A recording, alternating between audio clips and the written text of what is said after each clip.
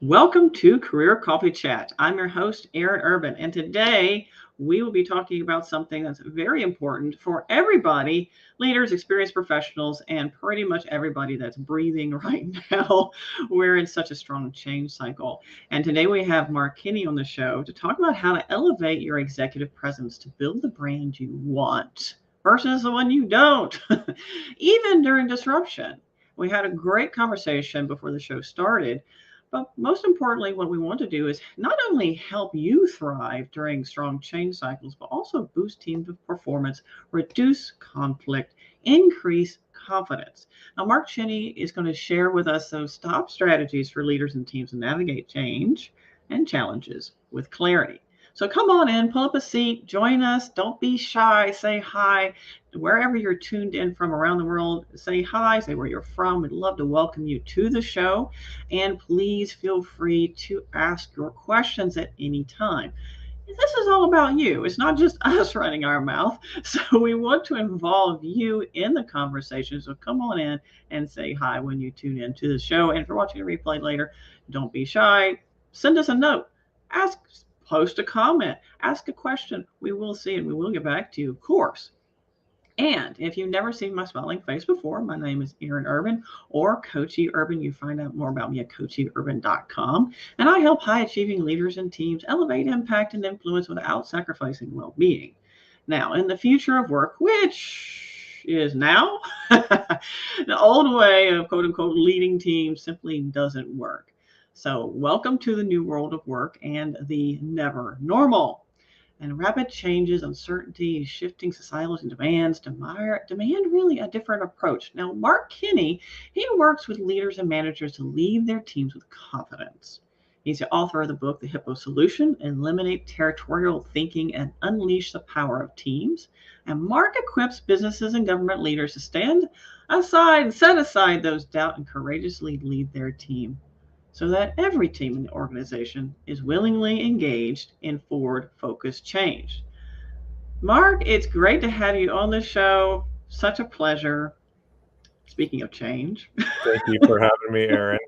Thank you. It's great to be here. Yeah, so we were just chatting before we got started with the show about how we're going through such a strong change cycle, and it's it's unprecedented. Now, people use that term quite loosely. I mean it very seriously. We've never, in our human evolution, never experienced what we're going through holistically as a race before. And how does a leader thrive through that? Before we get into that, though, because that's a really deep subject. Oh, simple topic there, Erin. Simple topic. Yeah. So let's pick an easy topic. Yeah. Mark, give us a little insight about what made you start doing helping leaders build thriving teams and high performance teams. What got you into that? Well, it's interesting that you asked that, because even the last couple of months, I've been really doing a little soul searching, like what has my career looked like, and why am I doing what I'm doing, and how can I best help? And I bet a lot of people, well, I know a lot of people are doing that. Like, what am I really doing? How am I really showing up and helping others? So I started off in technology and operations. I followed my father's footsteps. He was a technology guy. And so I did that for a while. That was like the first third of my career. And then I started a software company where I'd go in and help leaders solve some operational problems. Mm-hmm. But what I found there is that teams weren't functioning smoothly, if I could put it that way. Right. Dysfunctional. Dysfunctional, or not necessarily even always overt, but like leaders and middle managers disconnected and just kind of yucky, if you will. Like people there wasn't joy there. It wasn't operating as it should. So that really launched the third part of my career. So really for the last 10 years, I've been trying to figure out how to help leaders come authentically and unlock the ability for their team to be a team and get this right. And so that's really what started the journey for me is I just felt like I was throwing software over the fence, and I wanted to make a difference in the world. And I'm still trying to figure that out. I mean, it's a journey, but I can look back on, teams have always been real important to me. I coach basketball and love unlocking that as a team. And, lots of experience, teams have been real important. So how do we build that healthy team environment, which is especially pertinent now with all the change and stress that everyone's going through? Absolutely. Absolutely. Yeah. I mean, it was already a challenge pre-pandemic. And here we are now thrust into still ongoing, pandemic situation, major societal change, major economic changes, global stress as well with war abroad. It's like I have my leaders coming to me going, what next? Like literally, I can't keep people. Our attrition is all-time high. People are leaving ship, even if they're happy, they're still leaving ship because there's other opportunities out there. Maybe I get paid more money, whatever, right? Or maybe I can work from home, and my company's not providing that. And then we have, disaster fatigue. People are just tired. Morale's at an all-time low. Then there's a war.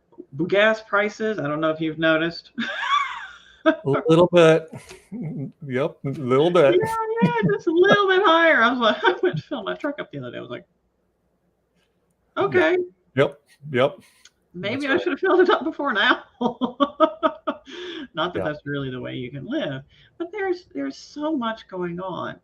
So with a leader already needing to be the change, embody the behavior that they want to see in their teams, and communicate clearly and exhibit that confidence. Hey, guess what, leader? You're a human being. How is this all going to happen? It's like just this massive juggling act.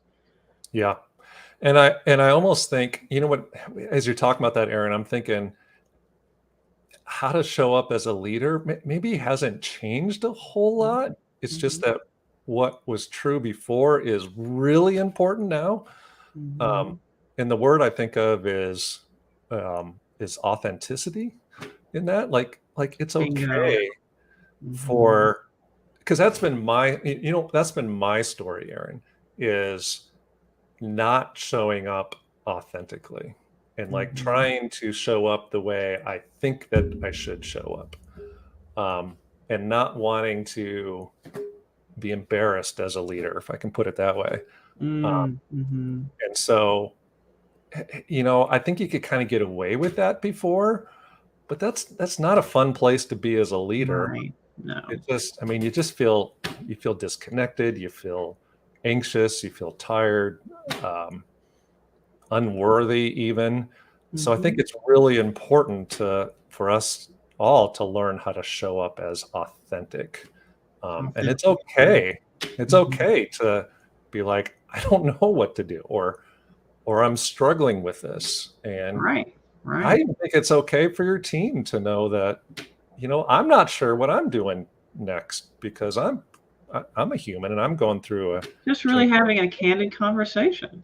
Jesse Bell, he's mentioned, leading change. Well, in time of change could equal instability. So it sounds like, Jesse, you're asking for get back to basics, something a little bit more stable, less tumultuous activities. Can we get back to something more foundational? And I think you're onto something, Mark, too.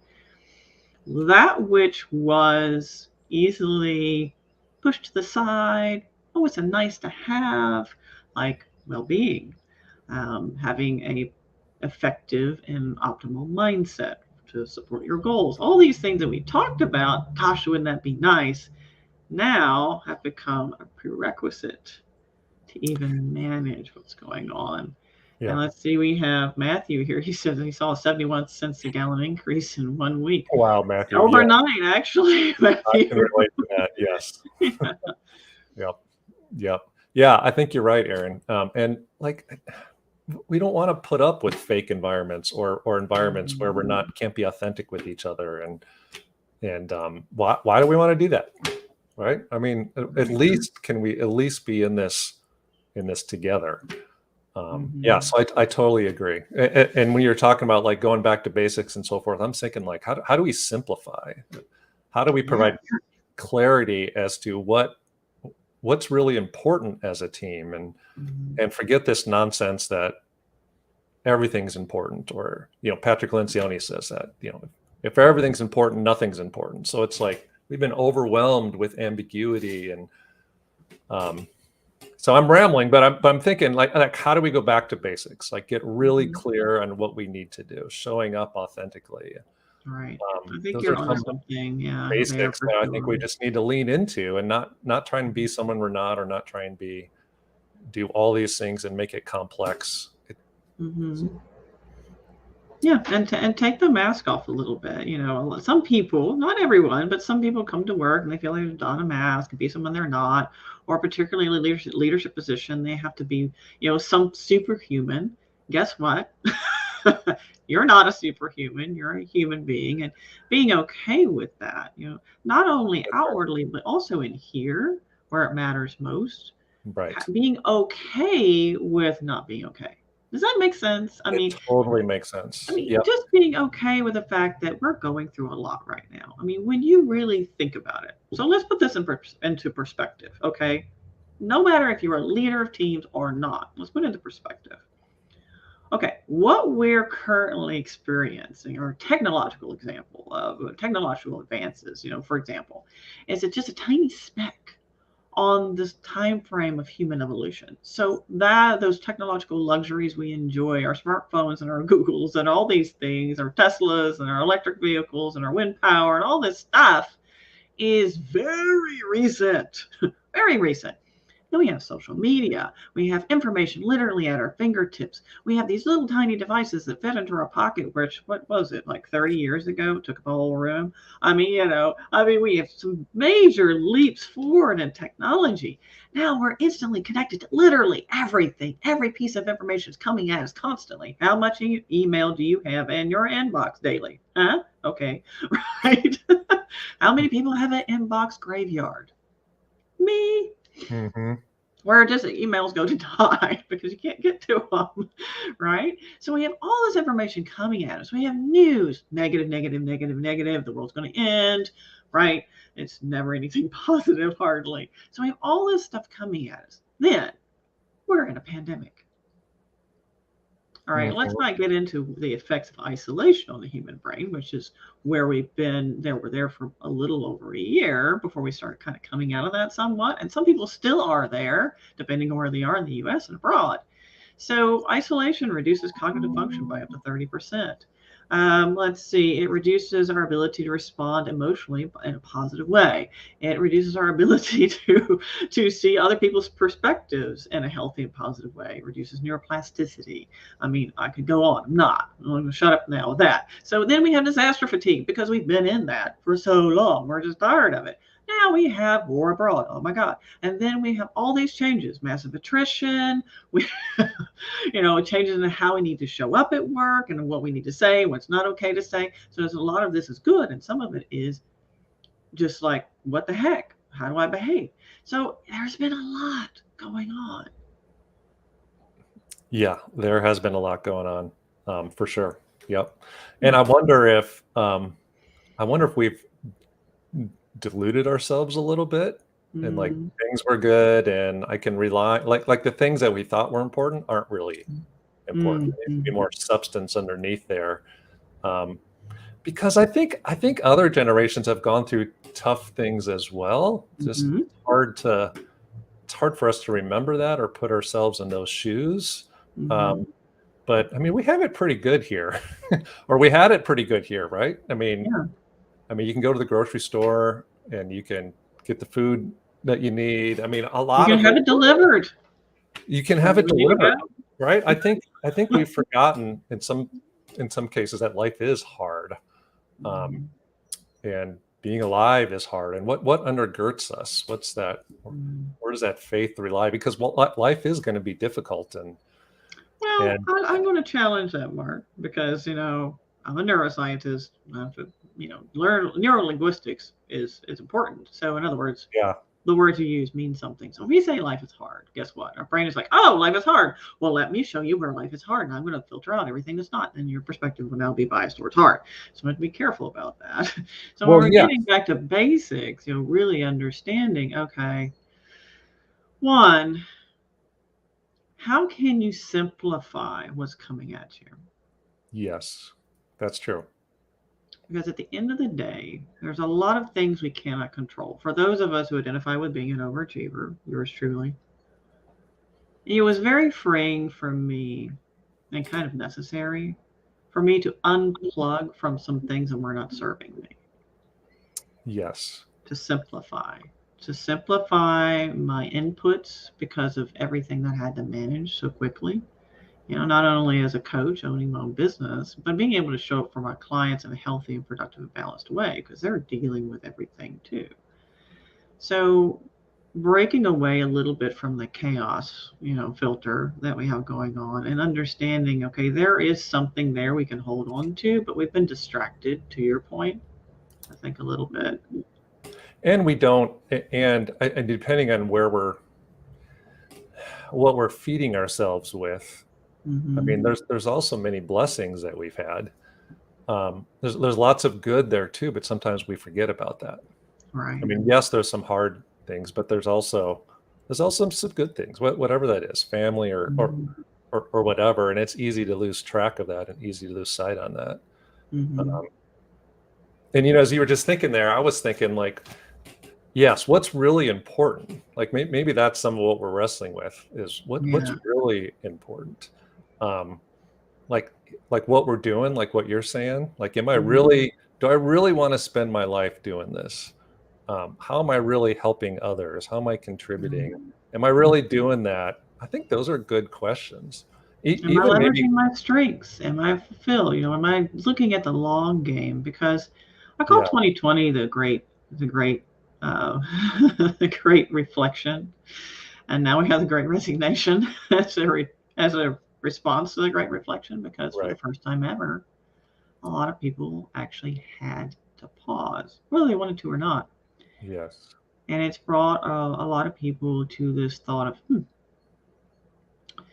what can I do to show up in my life more powerfully, more fulfilled, happier?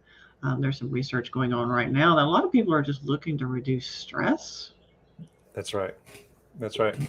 And, I think there's another layer to that, Erin, too. It's like, it's also like, what have I put as important that maybe isn't important? And I mean, like, have I showed up as, like, for example, has the approval of others or winning the approval of others been really important to me?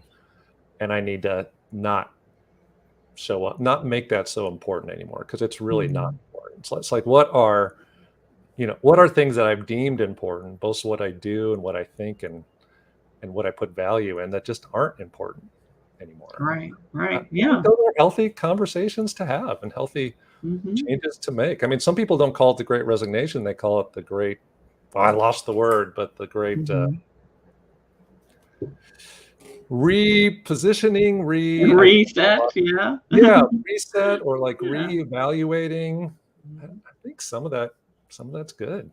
Yeah. So for anybody tuning in now or later, are you feeling like you're in this interesting place where you're considering things maybe you haven't before? Maybe you're considering a little bit of a reset for yourself and wondering what that might look like, or things, in your world. Does this resonate with you? Have you had that a little bit more reflection that maybe you have before, and kind of curiosity around what does the future look like for me, knowing that it's a little less, let's just say the path is less obvious. Like pre-pandemic, the path was pretty obvious.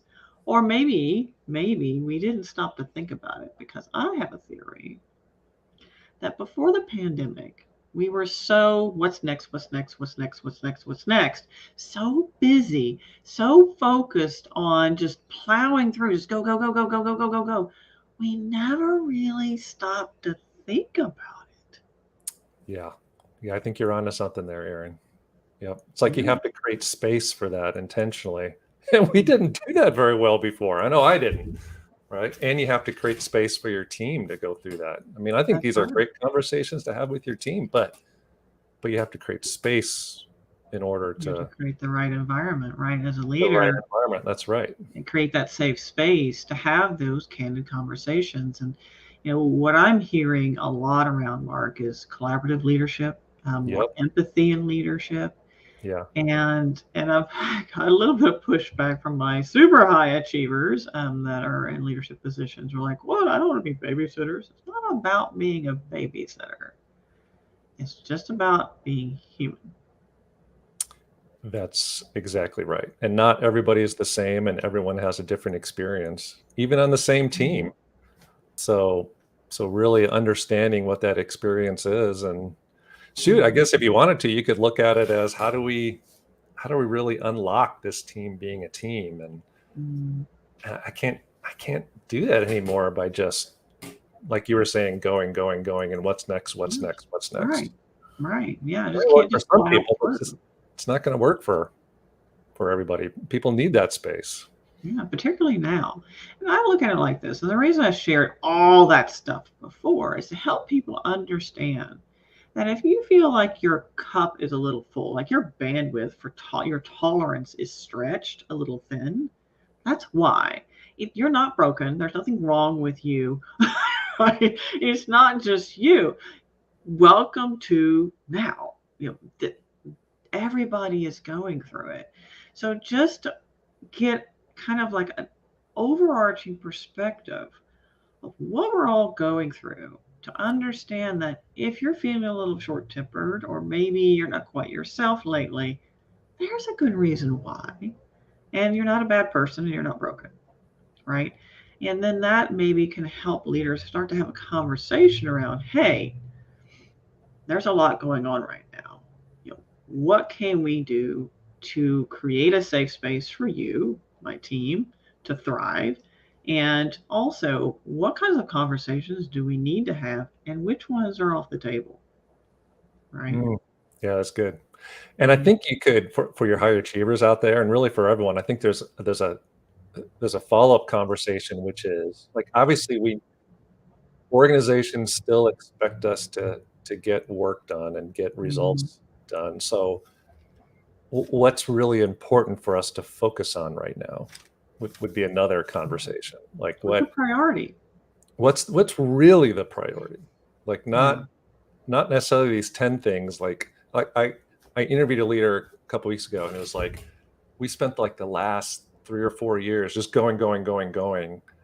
And we just recognize we have to take a step back and just focus on getting healthy. Or it really is just these 1 or 2 priorities that are important, and giving us grace to do that for these next 3 or 4 months. But really just getting clear on and getting your team clear on, yes, I totally agree with you, Aaron, having those conversations, and then what really do we need to focus on? What's important and what's not important? And taking that ambiguity away. And that really helps with some of the stress, and we have a focus going forward instead of, because I think ambiguity is a big part of that. It's a big stressor for most people. I mean, I'm sure you're familiar with the term VUCA, volatile, uncertain, Yes, complex, and ambiguous. It's like our brains freak out. We're just not built to be constantly thrust in uncertain environments. And yes, the only constant is change. And typically change is a little bit more incremental. Lately, it's compounding change. So, just creating that environment, that safe space, so people can show up and not feel judged. Right. Right? Yeah. That's exactly right. Yep. Yeah, and it being okay to have conversations. It's really fascinating because even the boards I'm on, or the groups, community groups I'm with, I will just say something that I think is kind of obvious, and people are like, "Well, thank you for saying that." I'm like, "You weren't." Yeah. Right. Why is it not okay to just say it? Right. Yeah, there's still some of that reticence, isn't there? Yep. But a lot of people are feeling the same thing, so it's important to have those conversations. Yeah. Yep. You were talking about change there. I was thinking, I was at a speakers conference last weekend or 2 weekends ago, and you may have seen this. There's like, because I think sometimes we get wrapped up individually and as a team into, there's so much going on, so much volatility, and I just get wrapped up in all of it. And so sometimes it's helpful to be be like, okay, here's the change that I can't control, the stuff going on in the world and so forth. Right. But here's what we can control. Let's just focus on this individually or as a team and keep it back to your point of keeping it simple. And I think part of that is we need to have some of these conversations. We need to. And one of the reasons it's so important, we keep coming back to simplicity. One, it helps drive clarity. It helps drive more confidence around decisions. And most importantly, we just simply don't have the bandwidth for complexity. We don't. No, most people do not, unless they've been living under a rock and they're totally oblivious about what's going on. A human being's tolerance for change is not that high. We're all tapped out. So it's important for leaders and organizations to understand that, with that being said, we really do. It's a requirement to simplify. It's not, oh yeah, we'll work on that, but let's push to get these 15 different agenda items with no resources. I mean, you're going to lose people. That's what's going to happen if you do that, right? Yep. Yeah, and I'm chuckling a little bit because I think that was true before. Like, I think that was true 5 years ago. Oh, yeah. It's just more obvious now, I hope, is that we do need to simplify. Because even before, I think we had those 15 agenda items, like you said, but it was burning people out then. And I would say what I saw is not effective, like not really, like you're not the fast, sleek race car that's really effective because you're trying to do everything. So I don't think it was effective back then. I hope it's becoming more obvious now is that need to simplify and clarify. Right.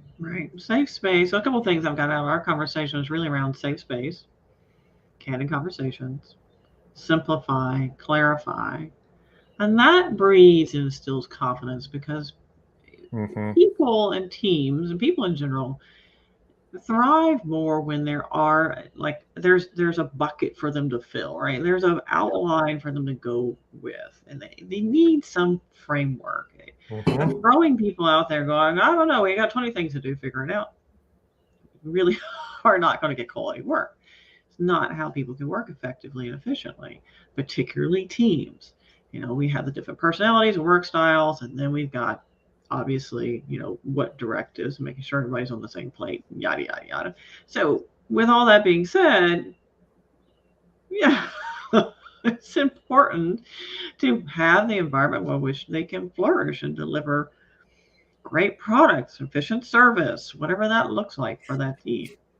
So maybe we can say it bluntly, like your job as a leader, it isn't necessarily to manage all the tasks, although obviously that may be a part of it, but like you're the only one who can create that environment for the team, like make that a team that it's actually a team that works together, and that's part of that, having those vulnerable, authentic conversations, because you can't really be a team that works well together without that. You can't start to behavior. You've got to make sure that there's clarity, that there's not ambiguity on the team, and you got to show up authentically in order to do that. You can't show up with a mask, like what you were saying. That just doesn't work anymore.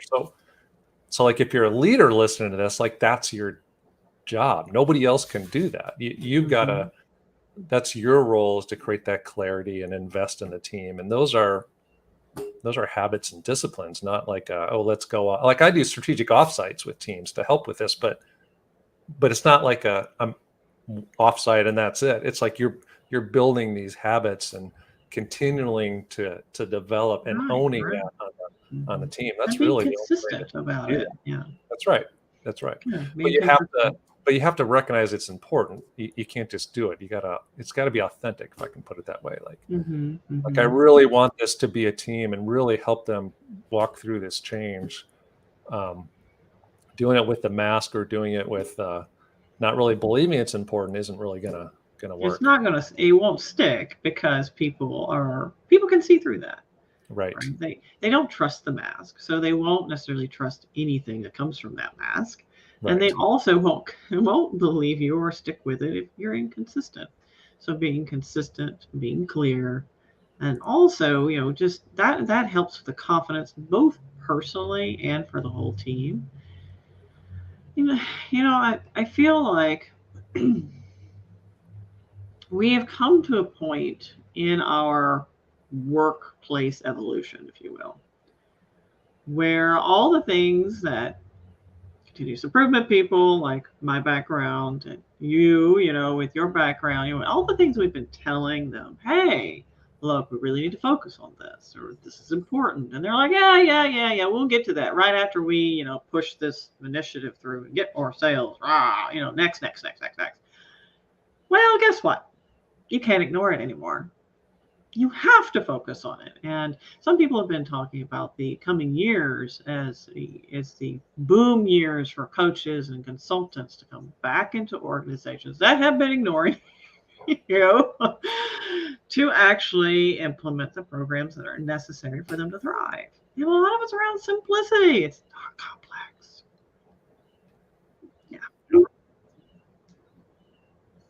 Yeah, that's right. That's right. Yeah, I'm kind of a simple guy, so I don't care for a real complex. So let's just get at it. Here's what we need to do. Let's do it. But these are important things. You're right.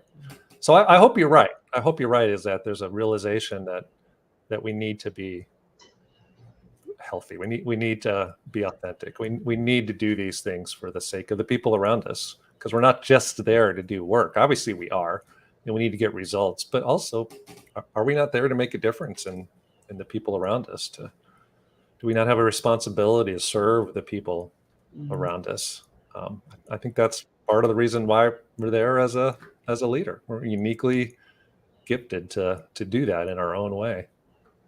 Well, it's interesting you bring that up because, in my opinion, leaders always existed to support teams to help them thrive. I mean, it was not ever really about you, the leader, being, I will save the day. That really is not what it was about ever. I mean, your whole purpose in life was to help your team thrive.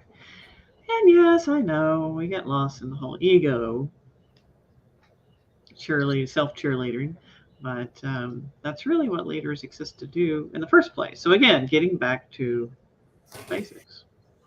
I think that's a great point, Aaron, because that's kind of where it all starts with all of this. It's like, why am I leading? Like, what really is the reason that I'm leading? Is it because it's cool, or I like being the leader, or an ego thing, or whatever? More money. Or money, what Let's just be honest. I want to move up the ladder. I want more money. I want more status, because that's what we've been programmed to do. Right. But I think the end result of that isn't really the satisfaction we think it's going to be. Or am I there because, because I'm there to serve others? I'm there to help the team grow, for them to be uplifted. I think that's a great point, Aaron. I totally agree. Like, a team isn't going to grow into a team unless the leader has the right motive. Right. Absolutely. Yeah. Motive is a lot to do with it. I mean, if the leader's out for him or herself, then the team won't thrive. Right. And you won't get the results, and then you won't look so great. So It's really a self-defeating cycle. And that's one reason why I've come back to that very straightforward, simplistic approach. You, the leader, exist to help your team thrive. Right. Stop. And it's your job to make sure that happens, whether that's through understanding your team better as people and understanding their strengths and their gifts and their talents, where you can, put them into play, get them in the game the best, how they're motivated the best, how they thrive and work together the best, and making sure that all of these parts, and making sure that they have clear direction. I mean, there's a whole lot to that. But again, with what we're seeing lately is additionally that safe environment, those candid conversations, this authenticity, easy for me to say. I think I need another glass of coffee here. Yeah, I agree with you. And a couple things come to mind there, Aaron, if I can interject. One is, Patrick Lencioni calls that responsibility centered. Like I feel the responsibility to do, I have a responsibility as a leader to do that, which I think jives with what you're saying. But also I just want to say that like sometimes like what you just said feels overwhelming a little bit, or it feels like I don't know how to do all that, or I'm not equipped to do all of that. So in some ways I want to give space or freedom to be able to say, you don't have to be good at all of that, and you don't have to necessarily directly do all of that, if I can put it that way, but it has to be done. So like that's where I think you can embrace I'm sure there are people on the team that are well equipped to even lead some of those conversations. But I think it's important for you to be authentic as a leader and to intentionally be committed to getting that done as a team, what you just described, all those things you just described, the clarity, the safe space, and so forth. But it's okay to be authentic and be like, I'm not sure exactly how to do that, or I'm not great at this safe space stuff. I think that's okay, but being committed to doing it and let some of your team lead some of that. I don't necessarily have to be the person at the front of the room every single meeting, every single time. I just need to make sure it happens and be committed to doing it and show up authentically. Does that resonate with you? Yeah, that does make a lot of sense. So that keys really into the more collaborative leadership style. As opposed to the old traditional hierarchical, I do have to show up in front of the room and lead every meeting. That was expected. But now moving forward, leadership is more of a collaborative endeavor, particularly with the generations that are coming into the workforce and have been in the workforce now and are in senior level positions. Anybody identifies with being Gen Y or Gen Z. These two generations, it's more collaborative leadership style. It's not the top down, do as I say, not as I do, I need to show up in front of the room. That is no longer really tolerated. So, yes, I 100% agree with you. Well, the other thing is it puts all the weight on your shoulders. That's exhausting. At least it is for me. Maybe there's some high achievers that are like, bring it on, but that's exhausting. I think it's better for even us as for leaders to be more balanced and have a better life where that weight of team behavior, or that weight of is shared by the team. It's every team member's responsibility. It's not just the leader's responsibility to create that space in those conversations. It's interesting you bring that up, because I've had some pushback with those people who, for their own personal reasons, need to feel like they have to be the king or queen of all things. And they feel like they're a failure if they cannot show up in all those spaces. So that's maybe a myth that we need to bust now. That's not a requirement for you as a leader to show up in all those spaces. So I'm glad you brought this up, Mark, because as someone who is more of a collaborative leadership style, knowing your gifts and talents of your team and being able to key into those so that they can also take ownership and be empowered. That's what empowerment means. That's really important. So it's not just the burden of one person to do it all. That's right. Right? Because that's been exhausting for leaders. Leaders are tired and exhausted. Leaders are tired and burned out. Almost everybody is now. But yeah, you're right. Yeah, you're absolutely right. But you have to, I think that the healthiest teams are where the leader is leading with their weakness, like not coming with what you said, like I've got to be in all this. And I feel that because that's how I have felt a lot. And a lot of times I still feel that. I got to fight that. Like I need to show up as this, or else I'm going to be embarrassed that I'm not the leader that people think I am. I'm disappointing myself in my own standards, which are way too high and unrealistic. But irregardless, I'm not showing up, and therefore, I'm exhibiting self-sabotaging behaviors. That's what happens. Yeah, that's good.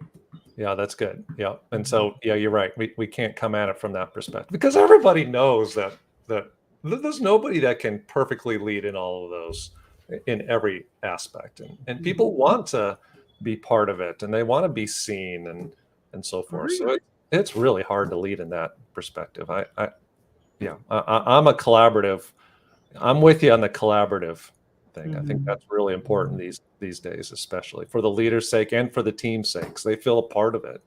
They feel like they're co-creating this. They're creating the space just as much as the leaders are. Yeah. And for anybody tuning in now or later, I'd love to hear your perspective on that. I mean, how would you feel in that kind of environment versus maybe some environments that you've been in the past? I know for me, in my past, that's not necessarily environments I was in. I was in those environments where, yeah, I mean, you had your responsibilities, but it wasn't really that collaborative leadership space where you were kind of co-creating that culture and that environment. That wasn't the case. And you had to ask permission to even you felt like you were treading on leadership's toes if you did enter into something like that, like leading a conversation at that level. So, having that kind of conversation and start to shift the paradigm is extremely important as we move forward as a culture. Yeah. Who wants to be part of that? Going back to something you said earlier, I think a lot of people are like, I don't want that anymore. I'm going to go someplace that's healthy, that I feel like I'm contributing. I'm a part of. I'm not just some cog in a wheel. Or if they do have to be a cog in the wheel, then they want to be a cog in the wheel in their pajamas at home and log in when they want and do their work. And if they're not going to be a part of the conversation, then they are just going to opt out entirely. That's right. So, it's a very interesting conversation. Thank you, Mark. You're welcome. It has been. I didn't know where we were going to go with this conversation, Erin, but there's so many relevant things that it's sometimes great just to talk. Just to have a conversation. It is. Any other nuggets you have before we wrap up the show today? Any other nuggets? I think everyone's tired and everyone is, or a lot of people are tired and anxious and stressed, and where do we go? And I think my encouragement would be to almost like recommit to engage your team again. Like I just feel like we've been holding back and like not sure what's next, and there's been ambiguity, and we're not even in the office or whatever the situation is. I just feel like it's time now for leaders to step up, be authentic, and let's create the space to really do these things that we're talking about. Let's be intentional and go out and reconnect with our team, re-engage with our team, talk about what's next, what they need, and like now's the time to start doing that if you haven't done that, because nobody else can do it if you don't create the space to start the conversation. Right. Just starting the conversation sometimes is the most important part. And another thing I would encourage leaders to start to shift the paradigm is withholding information and say, well, they don't really need to know that, or I don't want to alarm my team by sharing XYZ, unless it's confidential or something that obviously needs to be withheld at a certain rank or leadership level.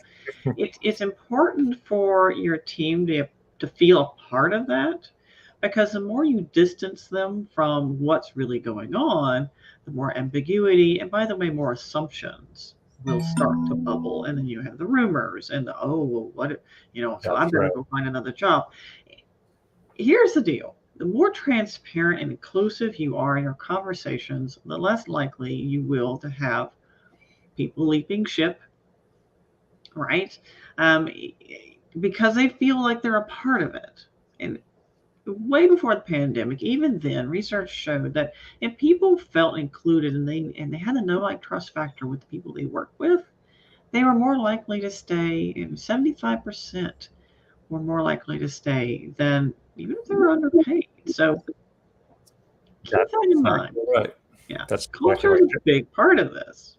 Yep. And Joe Calloway, I'm going to shout out to Joe Calloway. LinkedIn this morning, he said exactly what you're saying. He said that people are they can handle bad news a lot better than you think they can. And that's a whole lot better to give them bad news than no news, because then they fill in the gaps. And Right, even if because you the can't give them brain all won't the put up news, with no news. I mean, the yeah. brain will start to make assumptions in the absence of data. And even So, if you can't tell them everything because of legal or whatever reasons, at least tell them. It's important for them to know that you're going to tell them as much as you can tell them, and be as transparent as you can. That's the default. right. Good Right. point. Yeah. Yeah. Just setting that expectation and shifting the paradigm and having more collaborative conversations and candid conversations is the way forward. And being away, being okay with being human and knowing too that, people's cups are pretty full. That's right. And having empathy for that. So I think these are all good things that we've got out of our conversation today. Mark, what do you think? I think so. I think we hit some good topics, Aaron. And I don't think they're earth-shattering. I think they're just great reminders that, hey, we really need to do this. We really need to do these things now. Yeah, it's become kind of a prerequisite for moving forward. I talk a lot about leadership well-being, for example, and how important that is, not just for leaders, but for everybody to focus on well-being, because it's almost now a prerequisite for surviving what is extremely strong change cycle. And I would encourage, that paradigm shift. If you are, for example, not in the position of leadership per se, quote unquote, I know everyone is a leader. However, if you don't have the official title, right, and you feel like, oh, okay, well, how can I make a change? This sounds great. What can I do to start this change within my team? What would you suggest to them, Mark? I would say go to your team members, virtual, in person, whatever you can, and just ask them how they're doing. Like, just start the conversation and be a little authentic yourself. Like make those connections yourself. Just ask them, what I want to be a better teammate. How can I be a better teammate? How are you doing? I don't think it's all that complicated. And the other thing you could do is you could go to your leader and be like, how are you doing? All right. Yeah. A lot of it is leader down, like we're talking that way, but man, leaders are struggling. So shoot, send a note right now, a text or an email to say, hey, I just appreciate that what you've been through, because it's hard for leaders. So I think those are two very easy, practical things. It takes a little vulnerability, but it's easy to do. Just start the conversation. There's no reason why you can't start the conversation. Right. And if you're interested in working, have the team work better together, maybe start that conversation, include your leader, of course. Hey, I was thinking, this weekend, I was running across my mind, I would love for us to maybe work a little bit better together. How can we make that happen? How can we become more collaborative? And, the leader oftentimes appreciates you taking the initiative. It's not something that person needs to manage too. And they're like, oh, thank God, because I've got all these 20,000 other things on my plate too. All right. Yeah. They may be like, oh, great, go for it. Maybe even I've been wanting to do that. I just haven't been sure how. Go for it. Right. Sometimes they don't have the language to approach that, or they don't feel comfortable. So opening the door, and seeing who's comfortable stepping through. Yeah, and there's a number of tools I use just to make it easy. I mean, if anybody wants something, if you want to link to it or whatever, Aaron, I mean, there's some easy activities that folks can do just to get this conversation going. So don't hesitate to reach out.